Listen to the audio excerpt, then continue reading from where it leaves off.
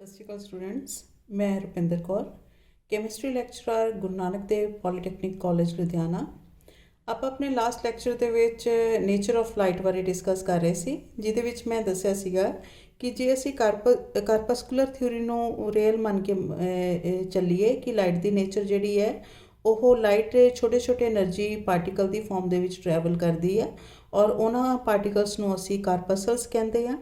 ਸੋ ਇਸ ਥਿਊਰੀ ਦੇ ਮੁਤਾਬਿਕ ਲਾਈਟ ਦੀ ਨੇਚਰ ਪਾਰਟੀਕਲ ਹੈ। ਸੋ ਅਸੀਂ ਕਿਹਾ ਕਿ ਲਾਈਟ ਦੀ ਨੇਚਰ ਪਾਰਟੀਕਲ ਨੇਚਰ ਦੇ ਬਿਹਾਫ 'ਤੇ ਅਸੀਂ ਰਿਫਲੈਕਸ਼ਨ ਅਤੇ ਰਿਫਰੈਕਸ਼ਨ ਨੂੰ ਤਾਂ ਐਕਸਪਲੇਨ ਕਰ ਸਕਦੇ ਹਾਂ, ਪਰ ਇੰਟਰਫੇਰੈਂਸ ਅਤੇ ਡਿਫਰੈਕਸ਼ਨ ਨੂੰ ਐਕਸਪਲੇਨ ਨਹੀਂ ਕਰ ਸਕਦੇ। ਇਸ ਕਰਕੇ ਇਸ ਕਾਰਪਸਕੂਲਰ ਥਿਊਰੀ ਨੂੰ ਰਿਜੈਕਟ ਕਰਕੇ ਇੱਕ ਹੋਰ ਥਿਊਰੀ ਦਿੱਤੀ ਗਈ, ਜਿਸ ਨੂੰ ਅਸੀਂ ਵੇਵ ਥਿਊਰੀ ਕਹਾਂਗੇ, ਵੇਵ ਥਿਊਰੀ ਆਫ ਲਾਈਟ। ਇਸ ਥਿਊਰੀ ਦੇ ਮੁਤਾਬਿਕ ਜਿਹੜੀ ਲਾਈਟ ਹੈ, according to this theory, light is transmitted in the form of transverse wave। ਹੁਣ ਟਰਾਂਸਵਰਸ ਵੇਵ ਤੇ ਲੌਂਗੀਟਿਊਡਨਲ ਵੇਵ ਦੇ ਵਿੱਚ ਮੈਂ ਤੁਹਾਨੂੰ ਫਰਕ ਦੱਸ ਰਹੀ ਸੀ। ਜਿਹੜੀ ਇਹ ਸਾਊਂਡ ਵੇਵ ਹੈ ਦੇ ਆਰ ਲੌਂਗੀਟਿਊਡਨਲ ਵੇਵ। ਜਿਹੜੀਆਂ ਲੌਂਗੀਟਿਊਡਨਲ ਵੇਵ ਹੈ ਉਹਦੇ ਕੇਸ ਦੇ ਵਿੱਚ ਅਸੀਂ area of rarefaction and area of condensation ਦੇਖਦੇ ਹਾਂ। ਜਿੱਥੇ ਪਾਰਟੀਕਲ ਕੋਲ ਹੈ ਕੰਡੈਂਸੇਸ਼ਨ, ਜਿੱਥੇ ਪਾਰਟੀਕਲ ਦੂਰ ਦੂਰ ਹੈ ਰੇਰੀਫਿਕੇਸ਼ਨ ਹੈ। ਔਰ ਟਰਾਂਸਵਰਸ ਵੇਵ ਦੇ ਕੇਸ ਦੇ ਵਿੱਚ ਜਿਹੜੇ ਪਾਰਟੀਕਲਸ ਹੈ ਉਹ ਐਕਸ ਐਕਸਿਸ ਦੇ ਅਲੋਂਗ ਹੀ ਮੂਵ ਕਰਦੇ ਆ। ਏਰੀਆ ਜਿੱਧਰ ਨੂੰ ਵੇਵ ਮੂਵ ਕਰਦੇ ਆ ਉਧਰਲੀ ਸਾਈਡ ਨੂੰ ਹੀ ਪਾਰਟੀਕਲ ਮੂਵ ਕਰਦੇ ਆ। ਮਤਲਬ ਪਾਰਟੀਕਲ ਜੇ ਇੱਦਾਂ ਪਏ ਹੋਏ ਆ, ਕਿਤੇ ਕਿਤੇ ਤਾਂ ਇਹ ਕੋਲ ਆ ਜਾਂਦੇ ਆ, ਕਿਤੇ ਕਿਤੇ ਇਹ ਇੱਕ ਦੂਜੇ ਤੋਂ ਪਰੇ ਜਾਂਦੇ ਆ। ਔਰ ਇਹ ਪਾਰਟੀਕਲ ਜਿਹੜੇ ਆਪਣੀ ਮੇਨ ਪੋਜੀਸ਼ਨ ਦੇ ਆਲੇ ਦੁਆਲੇ ਮੂਵ ਕਰਦੇ ਆ ਔਰ ਅੱਗੇ ਆਪਣੀ એનર્ਜੀ ਜਿਹੜੀ ਆ ਉਹ ਟਰਾਂਸਮਿਟ ਕਰੀ ਜਾਂਦੇ ਆ। ਔਰ ਟਰਾਂਸਵਰਸ ਵੇਵ ਬਾਰੇ ਜੇ ਅਸੀਂ ਗੱਲ ਕਰੀਏ, ਟਰਾਂਸਵਰਸ ਵੇਵ ਜਿਹੜੀ ਆ ਉਹਦੇ 'ਚ ਪਾਰਟੀਕਲ ਵਾਈ ਐਕਸਿਸ ਦੇ ਅਲੋਂਗ ਮੂਵ ਕਰਦੇ ਆ, ਇਸ ਤਰ੍ਹਾਂ ਅਪ ਐਂਡ ਡਾਊਨ, ਰਾਈਟ। ਔਰ ਜਿਹੜੀ ਵੇਵ ਦੀ ਪ੍ਰੋਪਾਗੇਸ਼ਨ ਹੈ ਉਹ ਉਹਦੇ ਜਿਹੜੀ ਪਾਰਟੀਕਲ ਦਾ ਮੋਸ਼ਨ ਹੈ ਵੇਵ ਦੇ ਮੰਨ ਲਓ ਵੇਵ ਜੇ ਇੱਧਰ ਨੂੰ ਟਰੈਵਲ ਕਰਕੇ ਜਾ ਰਹੀ ਹੈ ਤਾਂ ਪਾਰਟੀਕਲ ਉਹਦੇ ਬਿਲਕੁਲ 90 ਡਿਗਰੀ ਦੇ ਐਂਗਲ 'ਤੇ ਮੂਵ ਕਰ ਰਹੇ ਆ, ਰਾਈਟ। ਪਾਰਟੀਕਲ ਦਾ ਜਿਹੜਾ ਮੋਸ਼ਨ ਹੈ ਉਹ ਵਾਈ ਐਕਸਿਸ ਦੇ ਅਲੋਂਗ ਹੋਊਗਾ with respect to path of propagation of wave.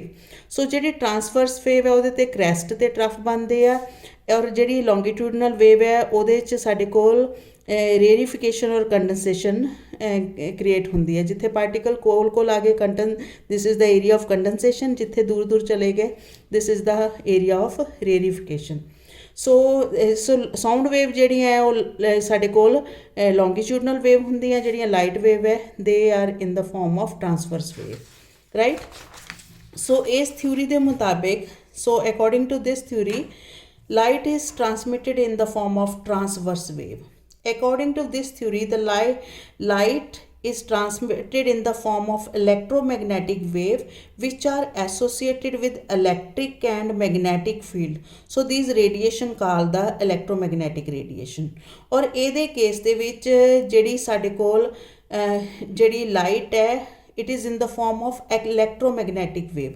electromagnetic wave ਕੀ ਹੁੰਦੀਆਂ ਰਾਜੇ? ਹੁੰਦੀਆਂ ਤਾਂ ਇਹ ਟਰਾਂਸਵਰਸ ਵੇਵ ਹੈ, ਲੇਕਿਨ ਇਹਦੇ ਵਿੱਚ electric they are associated with both electric and magnetic field. ਮਤਲਬ ਇਸ ਵੇਵ ਦੇ ਕੇਸ ਦੇ ਵਿੱਚ ਇਲੈਕਟ੍ਰਿਕ ਤੇ ਮੈਗਨੈਟਿਕ ਫੀਲਡ ਦੋਨੋਂ ਇੱਕ ਦੂਜੇ ਦੇ ਪਰਪੈਂਡੀਕੂਲਰ ਹੁੰਦੇ ਆ। These waves are associated with both electric field and magnetic field. ਮੰਨ ਲਓ ਸਾਡੇ ਕੋਲ ਆਹ ਡਾਇਰੈਕਸ਼ਨ ਜਿਹੜੀ ਹੈ this is the direction of electric field, right. ਔਰ ਜਿਹੜਾ ਮੈਗਨੈਟਿਕ ਫੀਲਡ ਹੈ ਬਿਲਕੁਲ ਇਹਦੇ ਟੋਟਲੀ 90 ਡਿਗਰੀ ਦੇ ਐਂਗਲ 'ਤੇ ਹੋਊਗਾ, ਰਾਈਟ।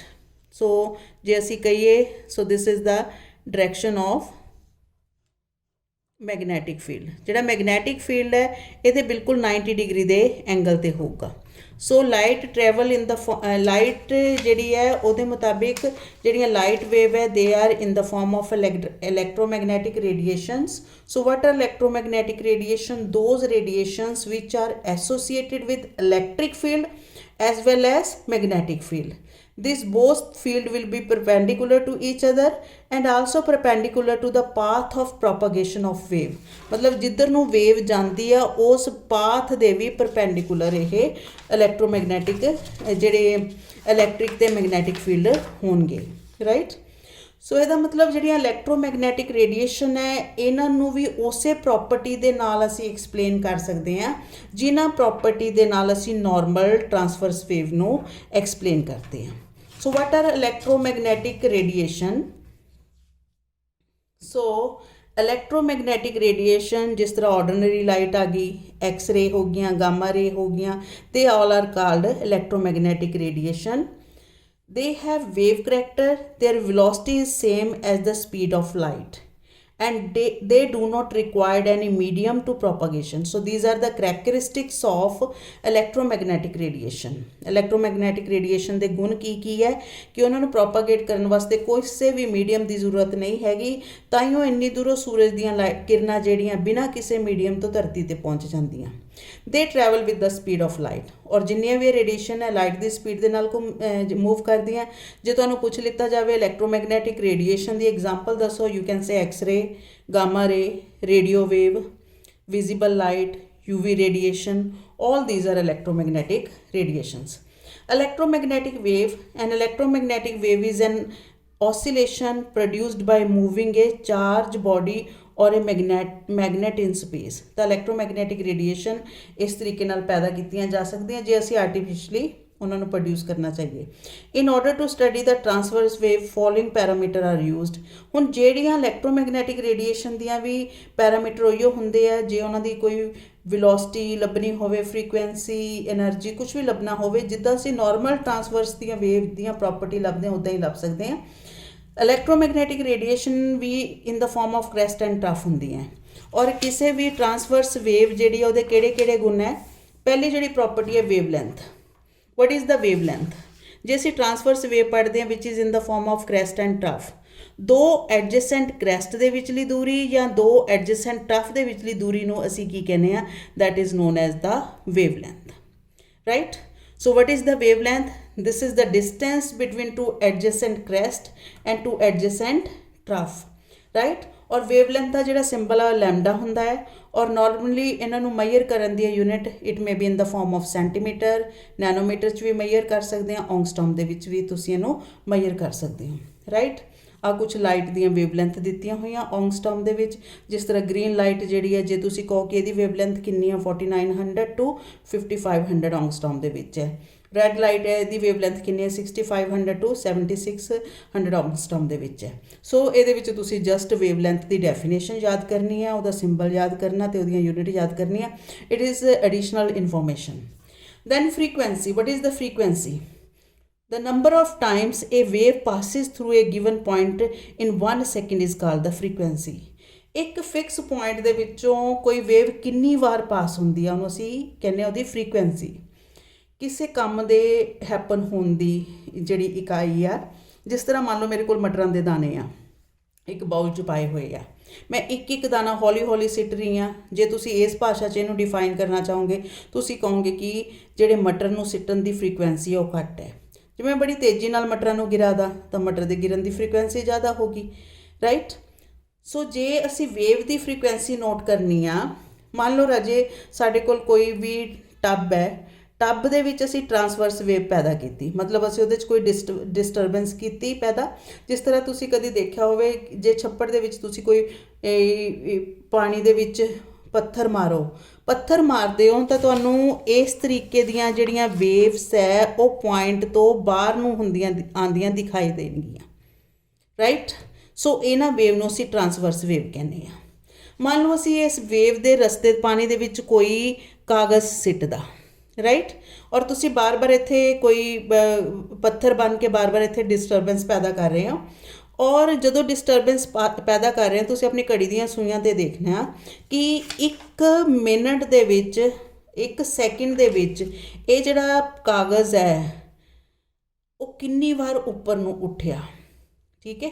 ਤੁਸੀਂ ਉਸ ਨੰਬਰ ਨੂੰ ਗਿਣਨਾ ਹੈ, ਰਾਈਟ? ਉਸ ਨੰਬਰ ਨੂੰ ਕੈਲਕੂਲੇਟ ਕਰ ਲੈਣਾ. That will be the frequency of wave.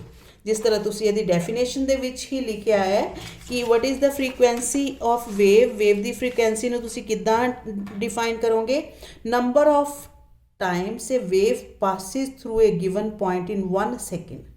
1 second ਦੇ ਵਿੱਚ ਇੱਕ ਵੇਵ ਕਿੰਨੇ ਵਾਰ ਕਿਸੇ ਫਿਕਸ ਪੁਆਇੰਟ ਤੋਂ ਦੀ ਪਾਸ ਹੁੰਦੀ ਹੈ, that is known as it's frequency.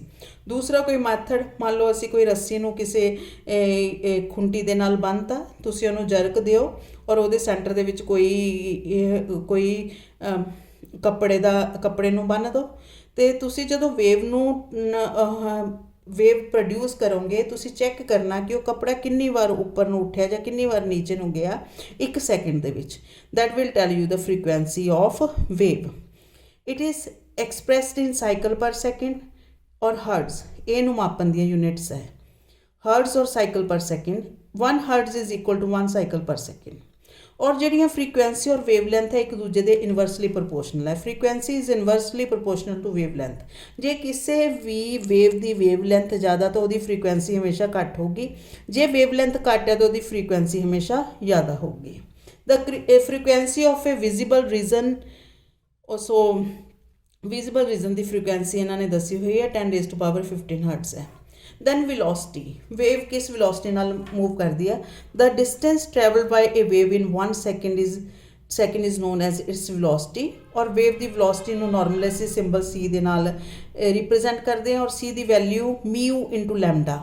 mu is frequency here and lambda is wavelength, so it is equal to the product of frequency and wavelength। और जे ਇਹਦੇ ਤੋਂ ਅਸੀਂ frequency ਦੀ ਵੀ ਵੈਲਿਊ ਕੱਢਣੀ ਚਾਹੀਏ ਤਾਂ ਇਹ ਇਕੁਏਸ਼ਨ ਯੂਜ਼ ਕਰਕੇ ਕੱਢ ਸਕਦੇ ਹਾਂ। ਮਤਲਬ ਕਿ ਜੇ ਤੁਹਾਨੂੰ ਕਿਸੇ ਵੇਵ ਦੀ ਲੈਮਡਾ ਦੀ ਵੈਲਿਊ ਪਤਾ, ਵੇਵਲੈਂਥ ਦੀ ਵੈਲਿਊ ਪਤਾ, ਉਹਨੂੰ ਫ੍ਰੀਕੁਐਂਸੀ 'ਚ ਕਨਵਰਟ ਕੀਤਾ ਜਾ ਸਕਦਾ। ਜੇ ਫ੍ਰੀਕੁਐਂਸੀ ਦੀ ਵੈਲਿਊ ਪਤਾ ਤਾਂ ਉਹਨੂੰ ਵੇਵਲੈਂਥ 'ਚ, ਪ੍ਰੋਵਾਈਡਡ ਕਿ ਤੁਹਾਨੂੰ ਲਾਈਟ ਦੀ ਸਪੀਡ ਦੀ ਵੈਲਿਊ ਪਤਾ ਹੋਣੀ ਚਾਹੀਦੀ ਆ। ਔਰ ਨਾਰਮਲੀ ਜਿਹੜੀਆਂ all type of electromagnetic radiation travel with the velocity of light. ਔਰ ਸਾਰੀਆਂ ਇਲੈਕਟ੍ਰੋਮੈਗਨੈਟਿਕ ਰੇਡੀਏਸ਼ਨ ਦੀਆਂ ਜਿਹੜੀ ਸਪੀਡ ਹੈ ਉਹ ਲਾਈਟ ਦੀ ਸਪੀਡ ਦੇ ਬਰਾਬਰ ਹੈ। That is 3 × 10⁸ metre per second.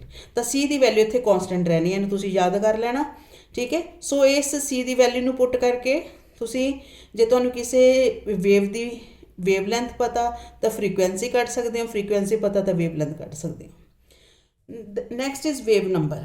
The number of wavelength per centimetre is called the wave number. ਜਾਂ ਅਸੀਂ ਇਹਨੂੰ ਇੱਦਾਂ ਵੀ ਐਕਸਪ੍ਰੈਸ ਕਰ ਸਕਦੇ ਹਾਂ, number of wave passes through a fixed point in 1 second. So what is wave number? What is wave number? This is the number of wavelength per centimeter, sorry, number of wavelength per centimeter। 1 centimetre ਦੀ length ਦੇ ਵਿੱਚ ਕਿੰਨੀਆਂ wavelength present ਹੈ। So what is wave number? This is number of wavelength present in 1 centimetre. ਮੰਨ ਲਓ ਸਾਡੇ ਕੋਲ ਆ 1 ਸੈਂਟੀਮੀਟਰ ਦੀ ਲੈਂਥ ਹੈ ਔਰ ਇਹਦੇ ਵਿੱਚੋਂ ਕਿੰਨੀਆਂ ਵੇਵਲੈਂਥ ਪ੍ਰੈਜ਼ੈਂਟ ਹੈ, ਰਾਈਟ। ਜੇ ਕਿਸੇ ਵੇਵ ਦੀ ਵੇਵਲੈਂਥ ਘੱਟ ਹੈ, ਮੰਨ ਲਓ ਆਈਓ ਸਾਡੇ ਕੋਲ ਸੇਮ ਸੈਂਟੀਮੀਟਰ ਦਾ ਏਰੀਆ, ਜੇ ਕਿਸੇ ਵੇਵਲੈਂਥ ਦੀ ਵੇਵਲੈਂਥ ਘੱਟ ਹੈ ਤਾਂ ਨੰਬਰ ਆਫ ਵੇਵਸ ਵੱਧ ਜਾਣਗੀਆਂ। So what is wave number? This is the number of waves present in the length of 1 centimetre. 1 centimetre length ਦੇ ਵਿੱਚ ਕਿੰਨੀਆਂ ਵੇਵਲੈਂਥ ਪ੍ਰੈਜ਼ੈਂਟ ਹੈ। ਜੇ ਕਿਸੇ ਵੇਵ ਦੀ ਵੇਵਲੈਂਥ ਘੱਟ ਹੈ ਤਾਂ ਉਹਦਾ ਵੇਵ ਨੰਬਰ ਜ਼ਿਆਦਾ ਹੋਊਗਾ, ਜੇ ਕਿਸੇ ਵੇਵ ਦੀ ਵੇਵਲੈਂਥ ਜ਼ਿਆਦਾ ਤਾਂ ਉਹਦਾ ਵੇਵ ਨੰਬਰ ਘੱਟ ਹੋਊਗਾ। ਮੰਨ ਲਓ ਇੱਥੇ ਸਾਡੇ ਕੋਲ ਵੇਵਲੈਂਥ ਜ਼ਿਆਦਾ ਹੈ ਤਾਂ ਕਿੰਨੀਆਂ ਵੇਵਸ ਪ੍ਰੈਜ਼ੈਂਟ ਹੈ ਇਹਦੇ ਵਿੱਚ? ਸਿਰਫ 2। ਔਰ ਇਹਦੇ ਵਿੱਚ ਸਾਡੇ ਕੋਲ 1 2 3 4 5 6 7 8 9, almost 9, right? So this mean to say this wave number is inversely proportional to wavelength, right? So what is the wave number? So wave number ਕੀ ਹੈ? ਕਿਸੇ 1 ਸੈਂਟੀਮੀਟਰ ਲੈਂਥ ਦੇ ਵਿੱਚ ਕਿੰਨੀਆਂ ਵੇਵਸ ਪ੍ਰੈਜ਼ੈਂਟ ਹੈ, that is known as its wave number and its symbol is mu bar. It is expressed in centimeter inverse. ਜੇ wave length centimetre ਦੇ ਵਿੱਚ ਨਾਪਦੇ ਆ ਤਾਂ ਵੇਵ ਨੰਬਰ ਦੀਆਂ ਯੂਨਿਟ ਕੀ ਹੋਣਗੇ? Centimetre inverse, right. So wave number that is equal to inverse of wavelength. Relationship between wavelength, frequency and velocity. This relationship is very important, ਇਹਨੂੰ ਯਾਦ ਰੱਖਣਾ ਹਮੇਸ਼ਾ। ਕੀ ਰਿਲੇਸ਼ਨਸ਼ਿਪ ਹੈ ਸਾਡੇ ਕੋਲ ਵੇਵਲੈਂਥ, ਫ੍ਰੀਕੁਐਂਸੀ ਔਰ ਵੈਲੋਸਿਟੀ ਦੇ ਵਿੱਚ, ਰਾਈਟ। ਸਾਨੂੰ ਇੱਕ ਪੈਰਾਮੀਟਰ ਪਤਾ ਹੋਵੇ ਅਸੀਂ ਦੂਸਰਾ ਪੈਰਾਮੀਟਰ ਕੱਢ ਸਕਦੇ ਹਾਂ। ਸਾਡੇ ਕੋਲ ਰਿਲੇਸ਼ਨ ਹੈ mu is equal to C over lambda, right. Mu is equal to C into 1 over lambda. And what is this 1 over lambda? That is equal to mu bar. So you may write mu is equal to C into mu bar, right? एक तो ये relationship हो गया। दूसरा relationship साढ़े कोल की है E is equal to H mu दे बराबर भी होंदी है, right? E is equal to H mu H constant है, ਇਹਦਾ मतलब किसी भी वेव की जी एनर्जी है that is directly proportional to its frequency. लेकिन नाल ही सानू पता है ई इज़ हुण म्यू जिहड़ा है वो किहदे बराबर है, mu is equal to C over lambda. ठीक है, ई असीं इदां भी लिख सकते हैं E is directly proportional to C and inversely proportional to lambda. तो किसी भी जी वेव है वो एनर्जी जी आ वेव लेंथ के इनवर्सली प्रोपोर्शनल है, वो एनर्जी जी फ्रीकुएंसी के डायरैक्टली प्रोपोर्शनल है। राइट, ये जड़ा एक रिलेशनशिप है याद रखने हैं, ये नाल असी वेव के एक पैरामीटर को दूसरे पैरामीटर च कन्वर्ट कर सकते हैं। राइट, अगला पैरामीटर आ गया amplitude. It is the height of crest और डेप्थ ऑफ ट्रफ। किसी भी क्रैस्ट की कितनी हाइट है या ट्रफ की कितनी डैप्थ है उन्होंने असीं उसदा एम्पलीट्यूड बोलते हैं।